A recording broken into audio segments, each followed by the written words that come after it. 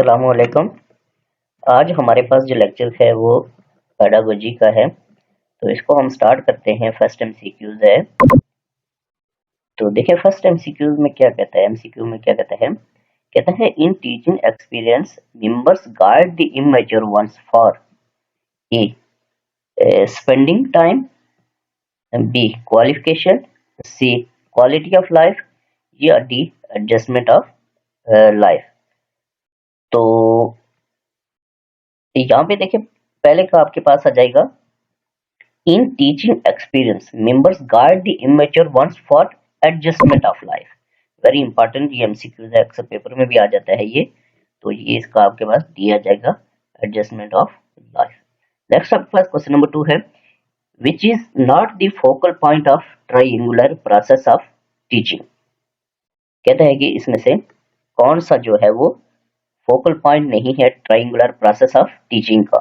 ठीक है ना, यानी कि आपके पास कोई टीचर पढ़ा रहा है, तो कोई टीचिंग हो रही है किसी भी इंस्टीट्यूट में, स्कूल में, तो वो कहता है कि इनमें से कौन सा चीज जो है चारों में से वो ट्रायंगुलर, यानी कि इसके ट्रायंगुलर में नहीं आती। ठीक है, जैसे ये बच्चा टीचर या इस तरह से वो ट्रायंगुलर पूरी हो तो बेहतर लर्निंग होती है, बेहतर पढ़ाई होती है। तो कहता है कि इनमें से कौन सा जो है वो नहीं है। ए टीचिंग मेथड, बी टीचर, सी पीपल्स, डी कंटेंट्स। ठीक है, 2। तो 2 में आपके पास आ जाएगा, ये देखिए ट्रायंगुलर में टीचिंग मेथड नहीं है। ठीक है ना, बाकी टीचर भी है, पीपल्स भी है और कंटेंट्स भी होते हैं। ठीक है, टीचिंग मेथड जो है वो is not the focal point of triangular process of teaching. Next आपके पास क्वेश्चन नंबर 3 है the goals of teaching is. ठीक है, गोल्स ऑफ टीचिंग क्या है? To give information, A to involve peoples in activities, C to impart knowledge या D desirable change in behaviour. ठीक है, थर्ड का।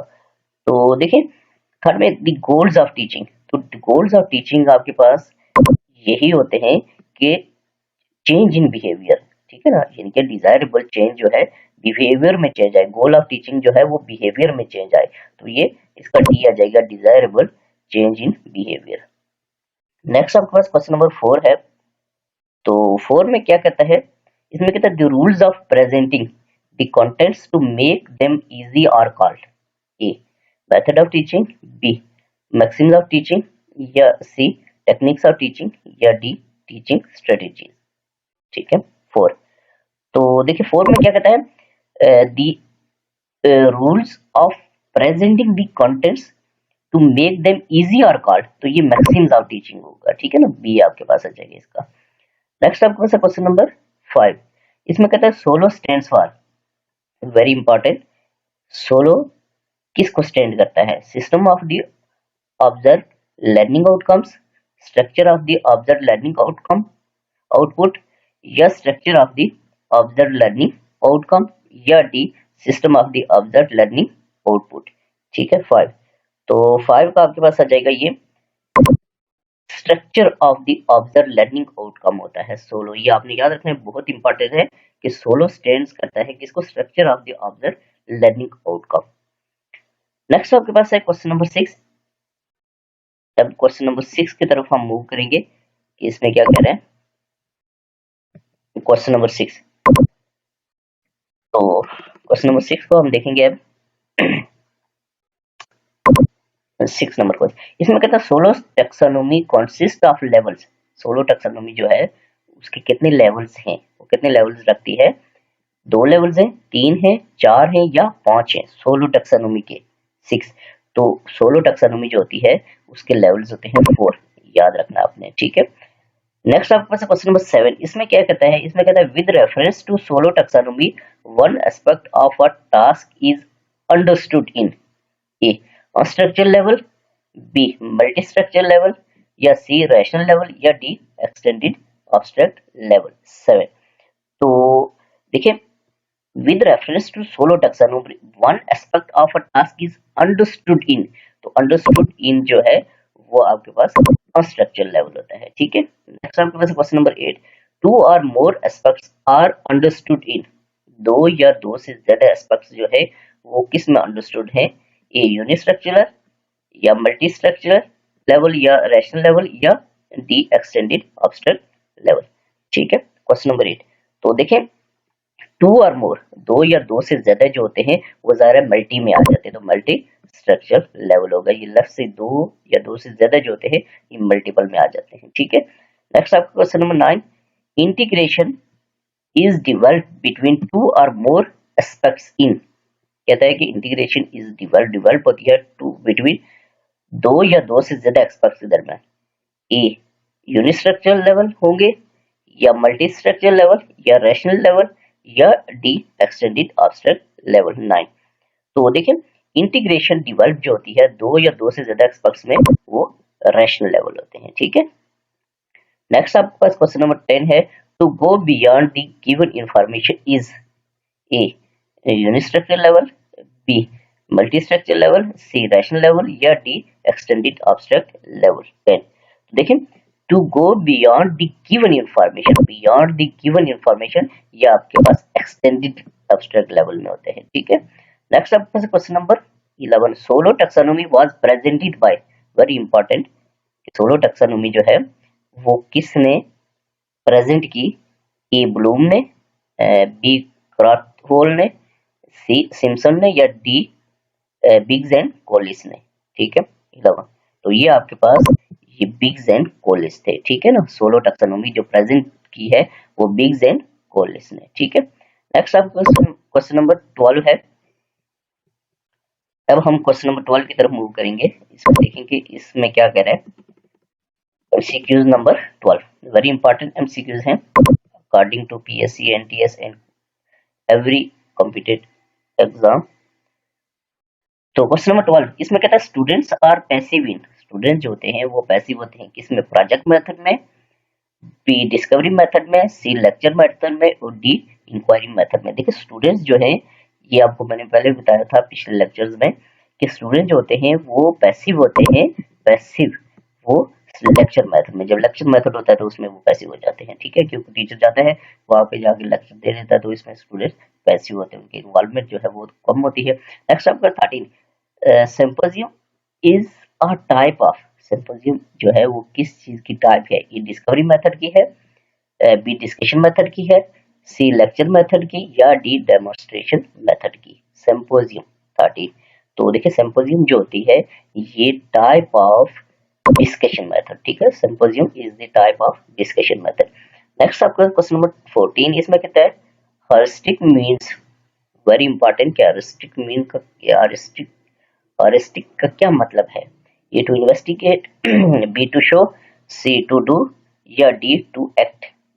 तो हर्स्टिक जो है इसका मतलब होता है टू इन्वेस्टिगेट। ठीक है, नेक्स्ट आपका 15 है, कहता है Armstrong as the exponent of, Armstrong जो है एज द एक्सपोनेंट ऑफ, किसका एक्सपोनेंट है, प्रॉब्लम सॉल्विंग मेथड का, बी प्रोजेक्ट मेथड का, सी डिस्कशन मेथड का या डी हर्स्टिक मेथड का। आर्मस्ट्रॉन्ग, ठीक है 15। तो आर्मस्ट्रॉन्ग जो होता है ये हर्स्टिक मेथड का एक्सपोनेंट है। ठीक है, नेक्स्ट आपके पास है 16। According to Kilpatrick the types of projects are, यानी कि किलपात्रिक के मुताबिक प्रोजेक्ट्स की कितनी टाइप्स हैं, 2, 3, 5, फिर दोबारा 5 लिखा हुआ है। तो अकॉर्डिंग टू किलपात्रिक जो टाइप्स ऑफ प्रोजेक्ट्स है वो 5 हैं। ठीक है, नेक्स्ट आपके पास है क्वेश्चन नंबर 17। तो 17 को हम देखेंगे कि इसमें क्या कह रहे हैं। क्वेश्चन नंबर 17 में कहता है, इसको हम देखेंगे 17 क्वेश्चन को। तो इसमें कहता है एक्टिविटी इन्वॉल्व्स, कहते हैं कि एक्टिविटी इन्वॉल्व होती है किसमें, ये फिजिकल एक्शन में एक्टिविटी इन्वॉल्व होती है, बी मेंटल एक्शन में या सी मेंटल एक्शन, दोबारा उसने दे दिया, या D physical and mental action. ठीक है, तो एक्टिविटी जो है वो इन्वॉल्व होती है आपके पास, जब भी कोई एक्टिविटी होती है उसमें मेंटल भी इन्वॉल्व होता है तो फिजिकल भी, यानी कि मेंटल भी डेफिनेट है, बच्चा कोई एक्टिविटी कर रहा है तो उसमें मेंटली सोचेगा भी, वो मेंटल को भी इन्वॉल्व करेगा और फिजिकली जो है वो भी इन्वॉल्व होगा। तो ज़ाहिर है जब काम करता है बंदा तो मेंटल ऑटो इन्वॉल्व होता है, क्योंकि बंदा सोचता है तो फिर वो कोई एक्शन करता है, तो ये फिजिकल एंड मेंटल जो है एक्शन दोनों आएंगे। नेक्स्ट आपका क्वेश्चन नंबर 18 है, कहता है we move from specific to general in, अक्सर पेपर में आता रहता है ये, इसको इंडक्टिव मेथड कहेंगे, या बी डिडक्टिव मेथड कहेंगे, या सी ड्रिल मेथड कहेंगे, या डी डिस्कशन मेथड कहेंगे। 18 तो देखें, move we move from specific to general, specific to general जब मूव करते हैं तो ये इंडक्टिव मेथड होता है, ठीक है। जब हम मूव करते हैं स्पेसिफिक टू जनरल तो ये इंडक्टिव मेथड होता है, ठीक है। क्वेश्चन नंबर 19 है, तो 19 में कहता है practice is made in, practice जो है is made in A inductive method, B deductive method, C drill method और डी डिस्कशन मेथड। 19 तो देखें, प्रैक्टिस जब भी होती है आपके पास, जब प्रैक्टिकल काम होता है, प्रैक्टिस होती है किसी काम के ऊपर, तो वो डेफिनेट बात है कि वो ड्रिल मेथड होता है, ठीक है। जब भी प्रैक्टिस होती है किसी काम में, तो ये आपके पास सी आ जाएगा, ड्रिल मेथड। 19 नेक्स्ट आपके पास 20 इसमें कहता है the Socratic method is known as, सुकरात का जो मेथड है वो इज नाउन एज, कहता है कि उसको हम क्या कहते, वो कौन सा मेथड होता है, लेक्चर डेमोन्स्ट्रेशन मेथड होता है, ठीक है, बी डिस्कशन मेथड है, सी इंक्वायरी मेथड है, या डी क्वेश्चन आंसर मेथड है। 20 तो सुकरातिक जो था वो उसके मेथड को आप कह सकते हैं कि वो डिस्कशन मेथड था, ठीक है, वो known as discussion method. Next आपका 21 which is not true about projects, कहता है कि इनमें से कौन सा प्रोजेक्ट्स के बारे में ट्रू नहीं है, सही नहीं है। A it is a purposeful activity, b it is proceeds in social environment, या c it is accomplished in real life, या d it is teacher center activity. 21 तो देखिए, which is not true about projects, इनमें से कौन सा जो है वो प्रोजेक्ट के अबाउट ट्रू नहीं है। देखिए, it is a purposeful activity, ये तो है, it proceeds in social environment, बिल्कुल ये भी है, सी it is accomplished in real life, बिल्कुल ये भी है, it is teacher center activity. देखिए, प्रोजेक्ट जो होता है मेथड, या प्रोजेक्ट जो होता है कोई भी, या प्रोजेक्ट्स होते हैं, तो वो टीचर सेंटर एक्टिविटी बिल्कुल नहीं होती, तो ये आपके पास आ जाएगा डी, ठीक है, ये इसमें नहीं है। नेक्स्ट आपका क्वेश्चन नंबर 22, इसमें कहता है duration of lessons in macro lesson plan is, एक माइक्रो होता है और एक मैक्रो होता है, कहते हैं मैक्रो में लेसन प्लान जो है उसकी ड्यूरेशन कितनी है, 5 to 10 मिनट्स होते हैं, 10 to 20 मिनट्स, 20 to 30, या 35 to 50 40 45 मिनट्स, ठीक है, ये 22 तो 22 ये आपके पास जो मैक्रो लेसन प्लान होता है उसकी जो ड्यूरेशन होती है वो 35 से 45 तक, कई बार 34 से 45 तक भी लिखा होता है, वो भी सही होता है, ठीक है। तो नेक्स्ट आपके पास क्वेश्चन नंबर 23, इसको हम देखेंगे 23 क्वेश्चन को, इसमें क्या कह रहे हैं 23, तो देखिए 23 में कहता है theory of self actualization and sense of identity was presented by, यानी कि जो थ्योरी थी सेल्फ एक्चुअलाइजेशन की एंड और sense of identity was presented, किसने प्रेजेंट की थी, ये कौन से साइंटिस्ट, कौन से राइटर ने, मास्लो ने, बी वाटसन ने, सी गैगली ने, या डी स्टर्न ने। 23 तो ये आपके पास थ्योरी ऑफ सेल्फ एक्चुअलाइजेशन जो थी वो ये मास्लो था, ठीक है ना, इसका बॉनी मास्लो था, इसने प्रेजेंट की थी। नेक्स्ट आपके पास question number 24, American approach emphasize a teacher, b content presentation, c learning objectives, या डी मेथड्स, ठीक है। 24 तो देखिए, अमेरिकन जो होते हैं उनको जोर देते हैं, उनकी अप्रोच होती है, उनकी कोशिश होती है कि वो लर्निंग ऑब्जेक्टिव्स पे, ठीक है, एम्फसाइज ऑन लर्निंग ऑब्जेक्टिव्स।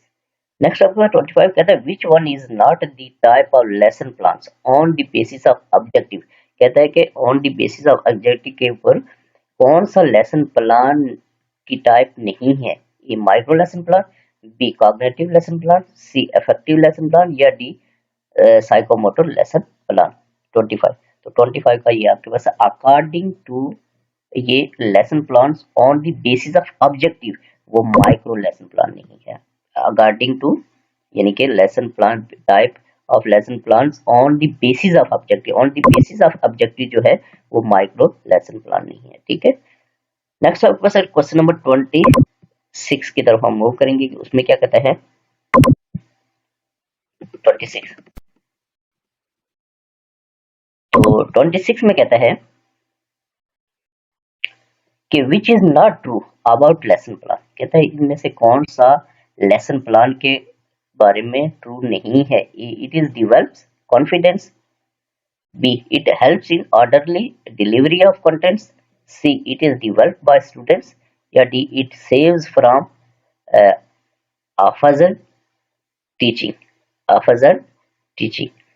तो 26, तो 26 का आपके पास आ जाएगा ये है it is developed by students, यानी कि not true about lesson plan, यानी कि it is developed, lesson plan जो है ये स्टूडेंट तो डेवलप नहीं करते, तो ये इसमें नहीं है। नेक्स्ट आपको है 27, इसमें कहता है कि a good drama does not include, एक अच्छा ड्रामा जो है, गुड ड्रामा जो है उसमें ये इंक्लूड नहीं होता है इन चारों में से एक चीज, कौन सी, इंटरेस्टिंग स्टोरी, यानी कि इंटरेस्टिंग स्टोरी उसमें इंक्लूड नहीं होती। तो देखिए इंटरेस्टिंग स्टोरी जो है ये तो होनी चाहिए ड्रामे में, ठीक है, तब भी वो अट्रैक्टिव होता है। दी अलाइव डायलॉग्स, ये भी होने चाहिए, ज्यादा सही है। वेरी लॉन्ग प्ले, बहुत बड़ा अगर ड्रामा हो जाए लोग उकता जाते हैं। Subject full of feelings, subject full of feelings होना चाहिए, अच्छा है। तो इट्स मीन कि सी जो है वेरी लॉन्ग प्ले, बहुत लंबा नहीं होना चाहिए, ठीक है। नेक्स्ट आप 28, विच is not the objective of drama और रोल प्ले। कहता है कि इनमें से कौन सा ड्रामा या रोल प्ले का ऑब्जेक्टिव नहीं है। ए रिक्रिएशन एंड एंजॉयमेंट, बी आपके पास है, ये तो है, ठीक है ना, रिक्रिएशन एंड एंजॉयमेंट ये तो होनी चाहिए। डेवलपमेंट ऑफ सोशल स्किल्स, ये भी होनी चाहिए। Development of skills of conversation, ये भी ठीक है। डू मेक रिहर्सल, ये नहीं सही, ठीक है ना, यानी कि not the objective of drama, कौन सा, डू मेक रिहर्सल्स। नेक्स्ट आपके पास है 29, तो 29 में कहता है ड्रामा और role play is useful for teaching. Drama या रोल प्ले जो है ये यूजफुल है फॉर टीचिंग, हिस्ट्री पढ़ाने के लिए, साइंस पढ़ाने के लिए, मैथ्स पढ़ाने के लिए, या लैंग्वेज के लिए, ठीक है, ड्रामा 29। तो देखें ड्रामा जो है ये यूजफुल है किसके लिए, हिस्ट्री के लिए, ठीक है ना।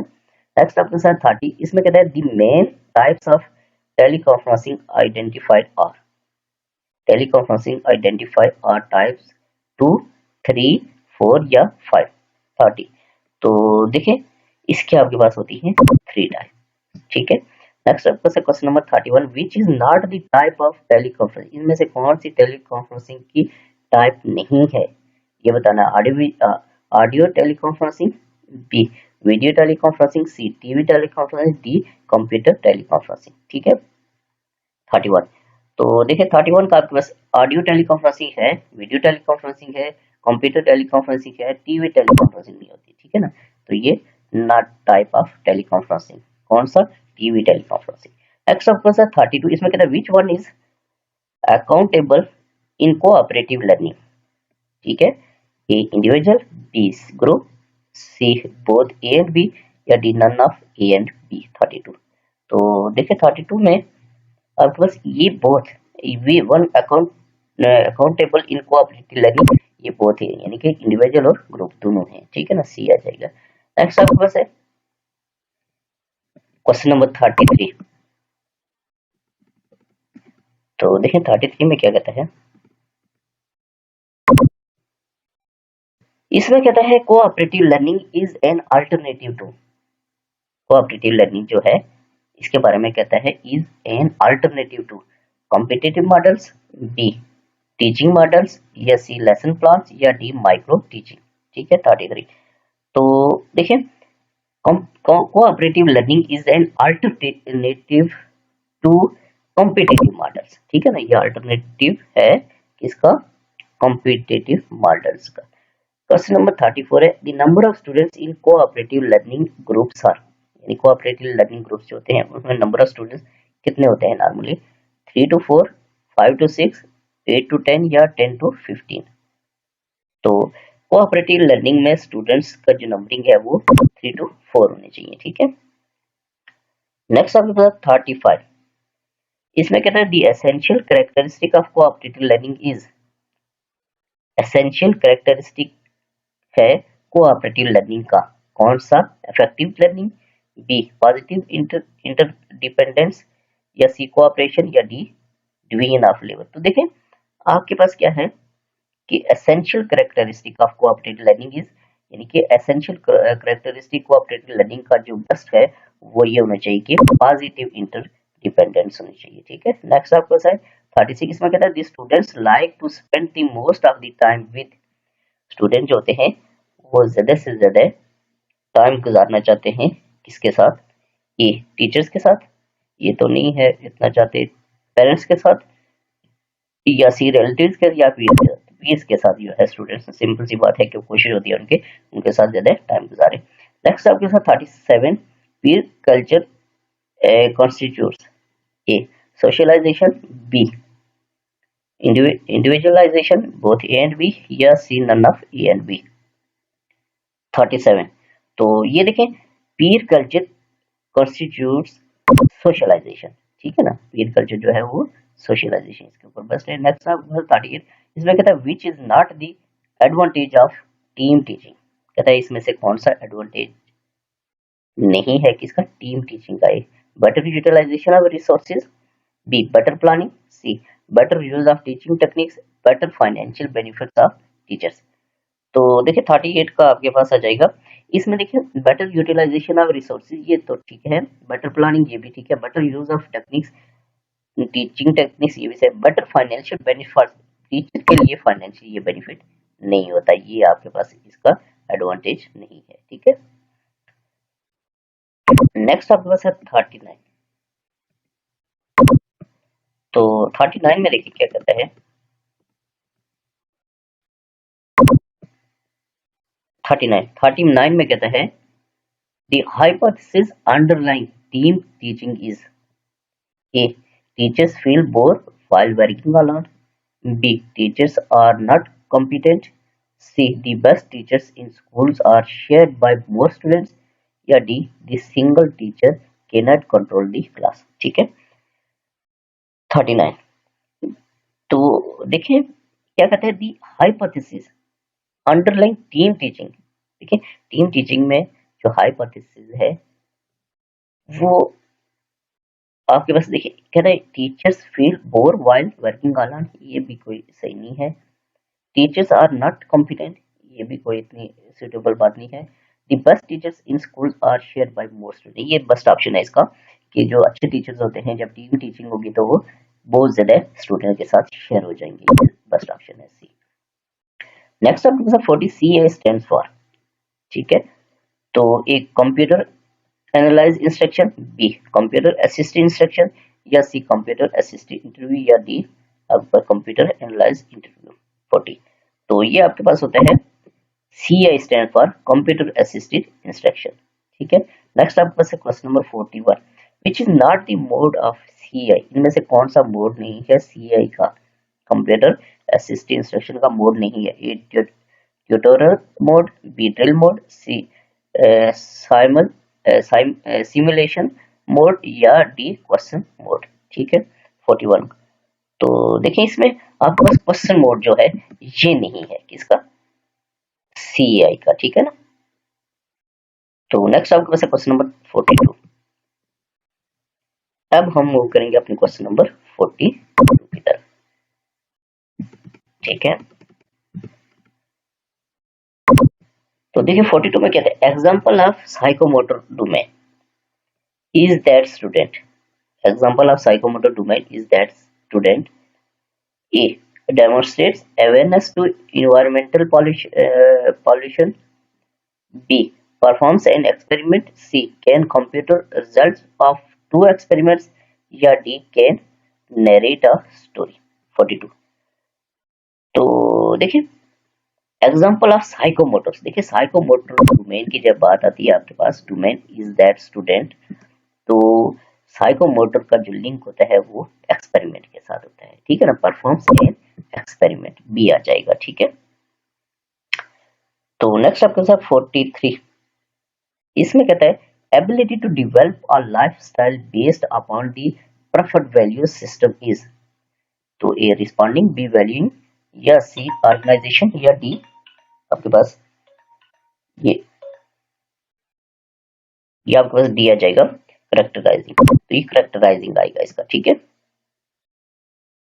नेक्स्ट आपके पास क्वेश्चन नंबर 44, इसमें कहता है example of cognitive domain is, कहता है कि कॉग्निटिव डोमेन की जो एग्जांपल है वो इनमें से कौन सी है। ए डिस्क्राइब अ टॉपिक, ये इसके एग्जांपल है कॉग्निटिव डोमेन की।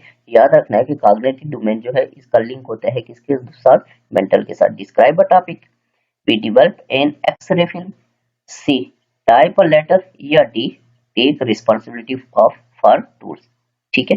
44, तो देखिए कॉग्निटिव जो होती है इसका लिंक होता है किसके साथ, मेंटल के साथ। मेंटल के साथ सोच के, तो इसके लिए बस ऑप्शन है कि डिस्क्राइब अ टॉपिक, टॉपिक को डिस्क्राइब करना, ये कॉग्निटिव डोमेन की एग्जांपल है, ठीक है।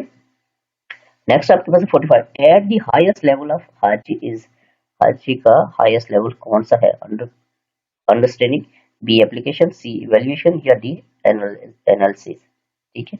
45, तो ये इसका इवैल्यूएशन होता है, ठीक है ना, हायर हार्जी का हाईएस्ट लेवल। नेक्स्ट आपको 46, student can design a laboratory according to certain specification in which category of objective, A analysis, B synthesis, C valuation, या डी नॉलेज, ठीक है।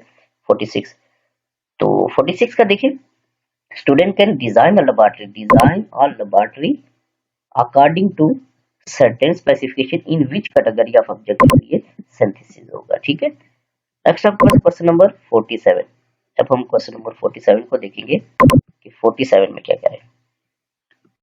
47, तो देखिए 47 में कहता है the number of domains in taxonomies of educational objective is, यानी कि नंबर ऑफ डोमेन्स टैक्सोनॉमीज में of education objective are 2 is 2 3 5 या 6, ठीक है।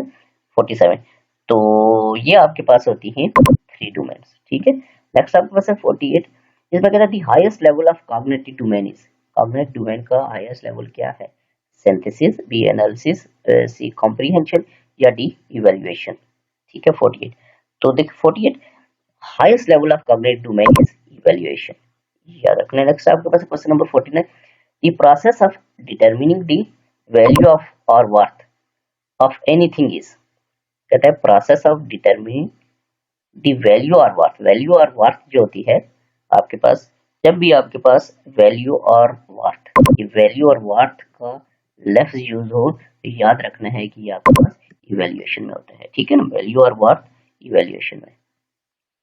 नेक्स्ट आपको 50, education objectives have been divided into, education objectives होते हैं वो डिवाइड होते हैं कितने, 2 डोमेन्स में, 3 डोमेन्स में, 4 डोमेन्स में, या 5 डोमेन्स में, ठीक है। 50 का, तो ये आपके पास होते हैं 3 डोमेन्स में, याद रखना है। नेक्स्ट आपको 51, taxonomy of educational objectives was presented in, very important कि टैक्सोनॉमी जो है एजुकेशनल ऑब्जेक्टिव्स वाज प्रेजेंटेड, कब प्रेजेंट हुई, 1946, 1956, 1966, 1976, 51, तो देखें ये आपके पास जो है ये 1956 में प्रेजेंट हुई थी, कौन सी, टैक्सोनॉमी ऑफ एजुकेशनल ऑब्जेक्टिव।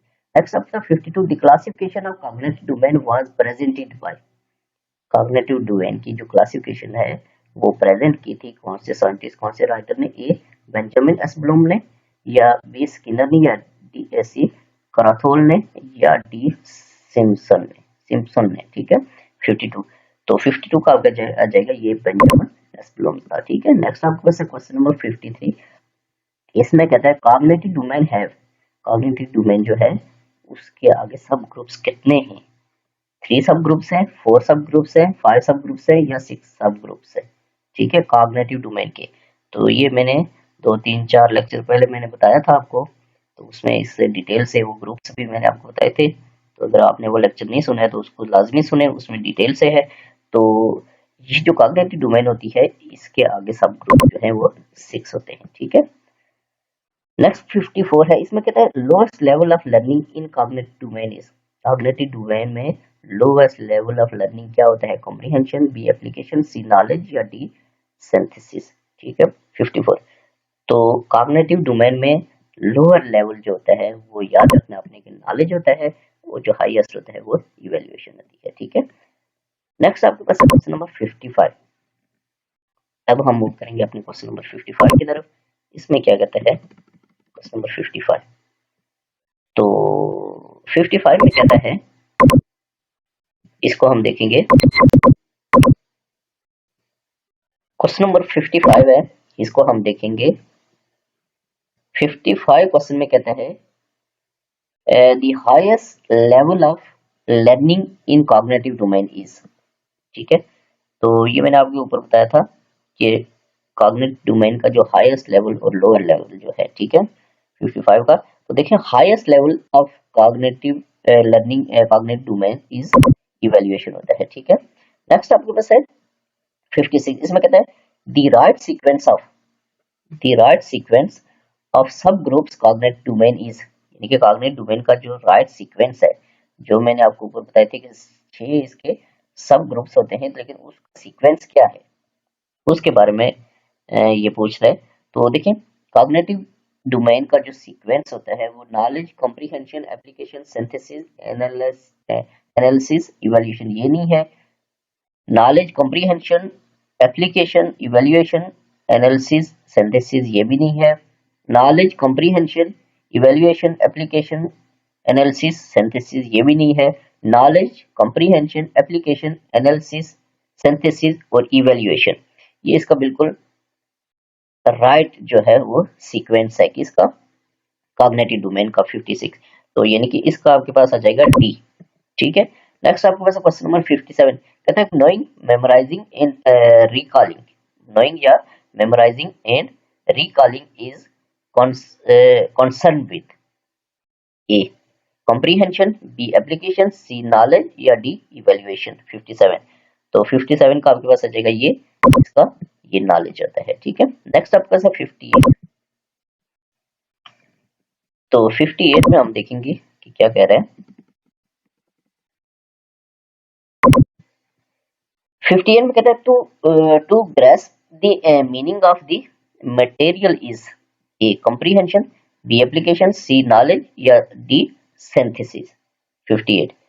तो ये आपके पास आ जाएगा ये the grasp the meaning of the material is comprehension. ठीक है, नेक्स्ट आपके पास 59।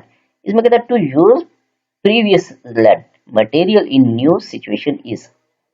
यानी कि प्रीवियस जो लर्न होता है मटेरियल उसको न्यू सिचुएशन में यूज करना। ठीक है, कहता है उसको कॉम्प्रिहेंशन कहेंगे, एप्लीकेशन कहेंगे, नॉलेज कहेंगे या एनालिसिस कहेंगे। ठीक है 59। तो ये आपके पास आ जाएगा ये एप्लीकेशन होता है। ठीक है ना, previous learn material in use in new situation is application. Next आपको 60 to break down material into component parts to know its organizational structure is।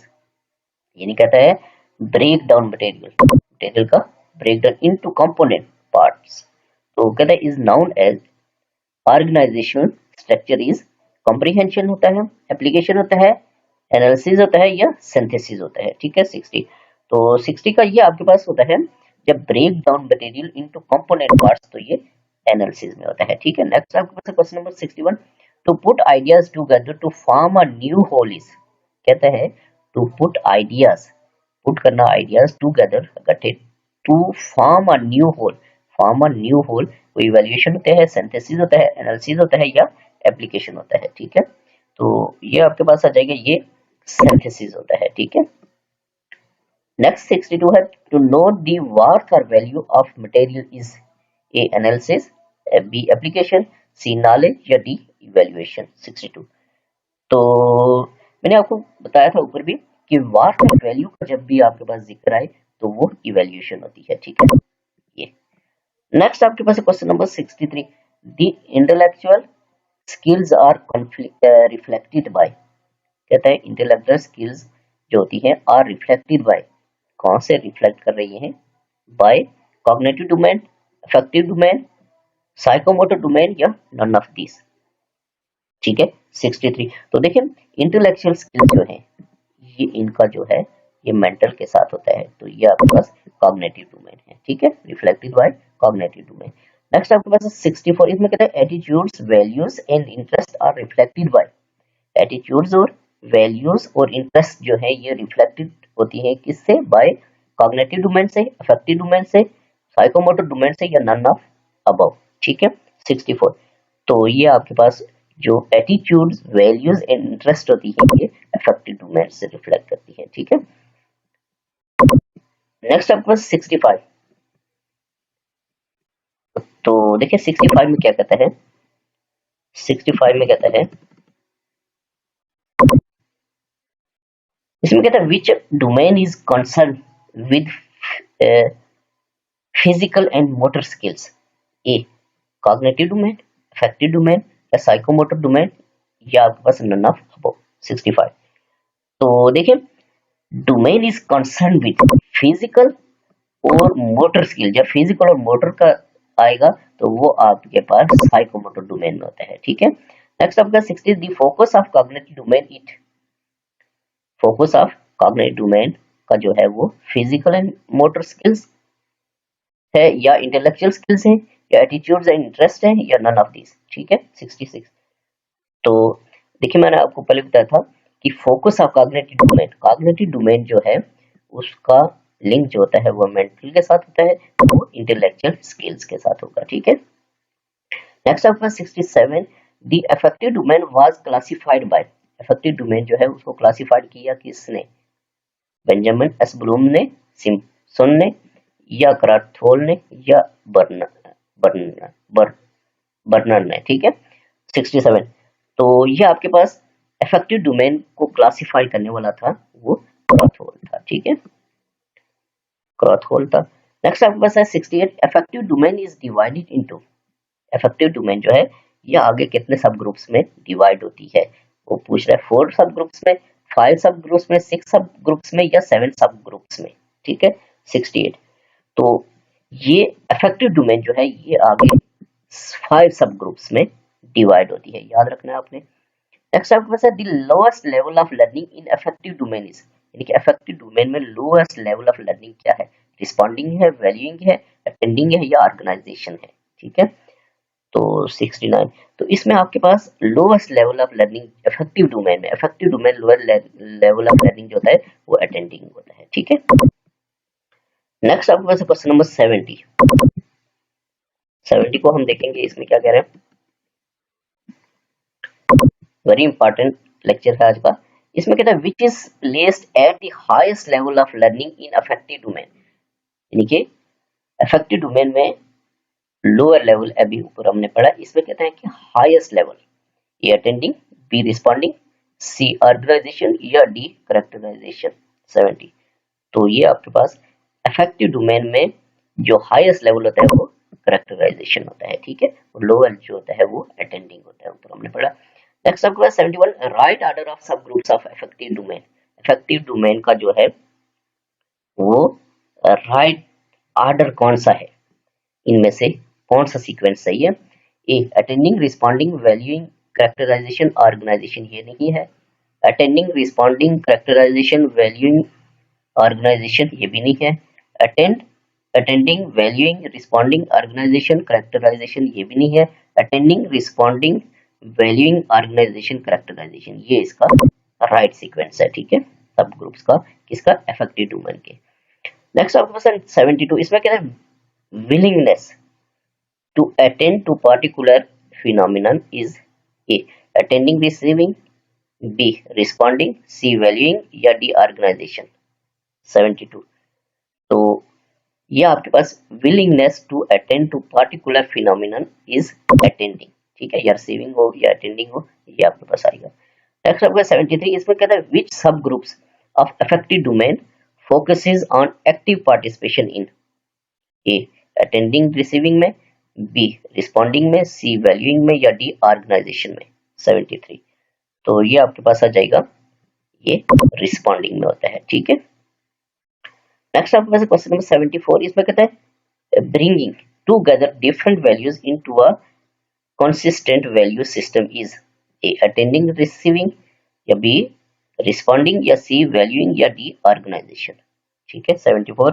तो 74 का ये आपके पास होता है ऑर्गेनाइजेशन। ठीक है नेक्स्ट आपके पास 75 इसमें कहता है affective domain focuses on adaptation of a value system as a part of life style is इन रिस्पॉन्डिंग में, वैल्यूइंग में, ऑर्गेनाइजेशन में, या करेक्टराइजेशन में। ठीक है 75। तो ये आपके पास करेक्टराइजेशन में होता है किसका affective domain focuses on adaptation of a value system as a part of life style in characterization. 76 है इसमें कहता है कि psychomotor domain was classified by Simpson in 1962 में, 1972 में, 1982 में, या 1992 में। 76। तो ये आपके पास classified psychomotor domain was classified by Simpson in 1972 में। ठीक है क्लासिफाइड किया इसने। नेक्स्ट आपके पास क्वेश्चन नंबर 77।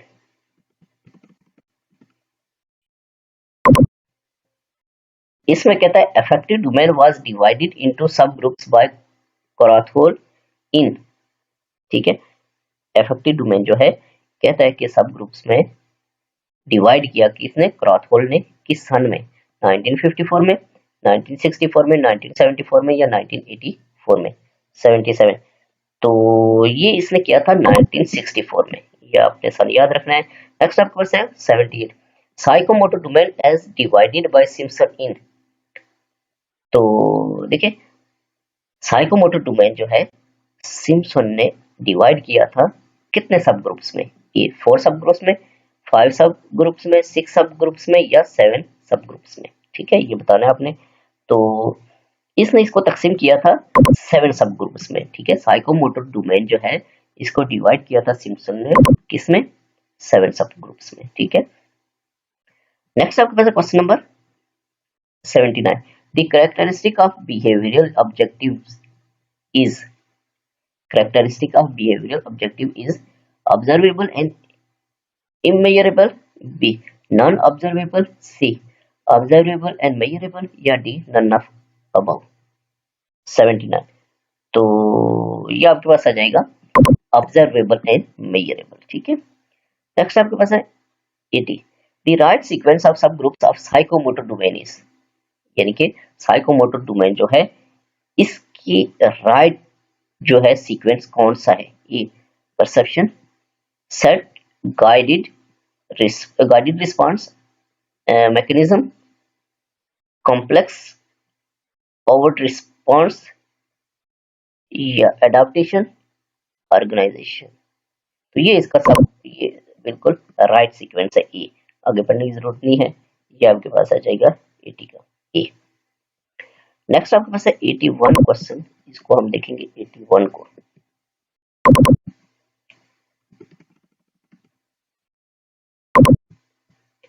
इसमें कहता है कि objective related to affective domain is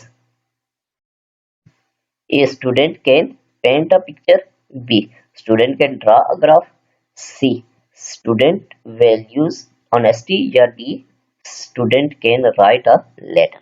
81। तो ये आपके पास objective related to affective domain is student value honesty.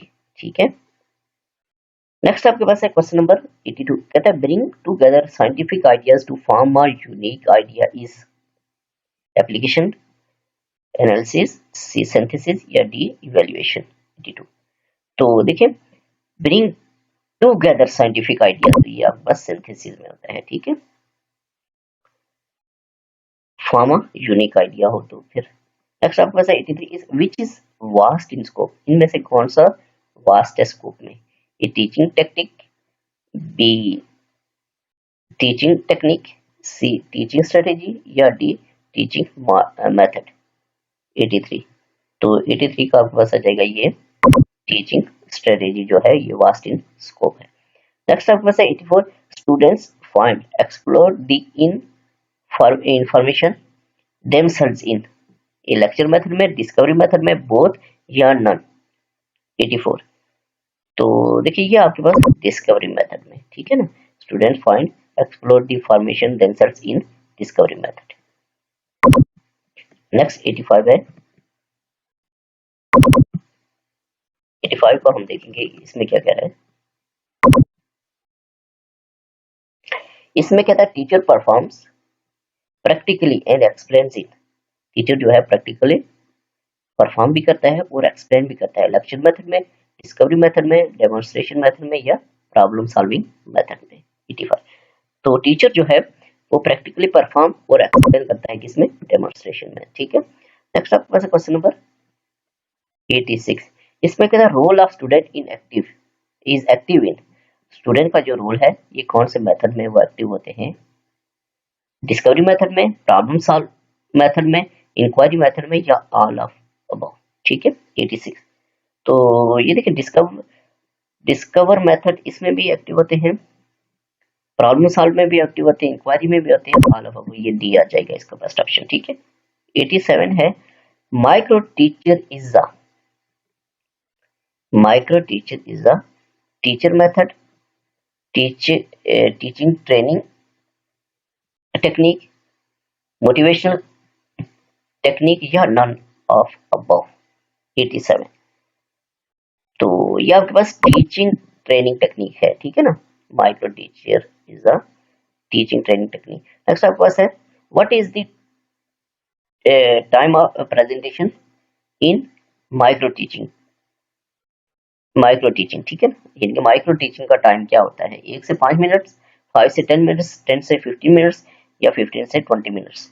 88 तो ये 5 to 10 मिनट्स होते हैं। ठीक है, नेक्स्ट 89 है, कहता है what is the number of students in micro teaching. Micro teaching में स्टूडेंट्स के जो नंबर होते हैं वो कौन से कितने होते हैं, 1 से 5 तक, 5 से 10, 10 से 15, 15 से 20। ठीक है, 89 तो देखिए ये 5 to 10 यानी कि माइक्रो टीचिंग में मिनट्स जो है वो भी 5 to 10 होते हैं और जो स्टूडेंट्स होते हैं वो भी 5 to 10 होते हैं। 90 micro teaching started in. Micro teaching जो है ये कब स्टार्ट हुई थी, 1950 में, 1950 में, 1960, 1970, 1980, 90 तो माइक्रो टीचिंग जो है ये स्टार्ट हुई थी इन 1960 में। ठीक है, याद रखना आपने। नेक्स्ट आपके पास है 91। 91 में क्या कहता है इसको हम देखेंगे। इसमें कहता है micro teaching focuses on the competency over. कहता है कि माइक्रो टीचिंग जो है वो फोकस करती है on the focuses on competency over, ये मेथड के ऊपर, बी स्किल्स, सी कंटेंट्स या डी नन ऑफ दीस। ठीक है, 91 तो माइक्रो टीचिंग जो होती है ये फोकस करती है, ये एक्टिविटी बेस्ड पे होती है। ठीक है, तो स्किल्स के ऊपर ये फोकस करती है। नेक्स्ट आपके पास है 92 which is more suitable in teaching of science. कहता है इनमें से कौन सा मेथड जो है वो सुटेबल है किसका, साइंस को पढ़ाने के लिए, a lecture method, b demonstration method, c discussion method या डी प्रोजेक्ट मेथड। 92 तो देखिए साइंस को पढ़ाने के लिए सबसे बेस्ट है प्रोजेक्ट किया जाए, प्रोजेक्ट मेथड। ठीक है, नेक्स्ट आपके पास है 93 which one is exception, A books, B magazine, C diagrams या डी टीवी। तो एक्सेप्शन में इसमें आपके पास टीवी भी है। ठीक है, except which is not include in print media. इनमें से कौन सा प्रिंट मीडिया में नहीं है, बुक्स प्रिंट मीडिया में है, मैगजीन भी है, डायग्राम्स भी है, टीवी जो है ये प्रिंट मीडिया में नहीं होता। नेक्स्ट आपका 95 इसमें कहता how many senses a person use while observing film. 1 2 3 4 तो ये 2 senses a person uses while observing film. Next आपके पास 96 इसमें क्या कहता है, how much knowledge is gain through the sense of seeing. तो ये आपके पास 75% ही होता है। ठीक है, नेक्स्ट आपके पास 97 how much knowledge is gain through the sense of listening. Listening के जरिए जो है वो कितने परसेंट, तो ये 13% होता है, वेरी इंपॉर्टेंट। नेक्स्ट आपका 98 how much knowledge is gain through the sense of touch. Touch से कितने परसेंट नॉलेज जो है वो गेन किया जाता है। ठीक है, तो ये आपके पास 6%। नेक्स्ट आपके पास क्वेश्चन नंबर 99 इसको हम देखेंगे 99 में क्या कह रहे हैं। ठीक है, तो देखिए 99 में कहता है, इसमें कहता है 99 में इसमें कहता है how much knowledge is gain through the sense of smell. Smell के जरिए कितना परसेंट नॉलेज गेन किया जाता है, किया जाता है 75%, 13%, 6% या 3%। ठीक है, तो ये आपके पास 3% होता है स्मेल के लिए। How much knowledge is gain through the sense of taste, taste के लिए भी 3%। तो आज के लेक्चर में हमारे पास 100 MCQs थे, वेरी इंपॉर्टेंट लेक्चर है फॉर PSC, NTS, कोई भी कॉम्पिटिटिव एग्जाम हो तो उसके लिए आपके पास ये जो लेक्चर है ये बहुत इंपॉर्टेंट है, इसको अपने गौर से सुनना है। और कोई भी जिसमें पेडागोजी के MCQs आते हो तो उस टेस्ट के लिए ये बहुत बेस्ट है। ठीक है, तो इसको आपने देखना है। तो नेक्स्ट लेक्चर के साथ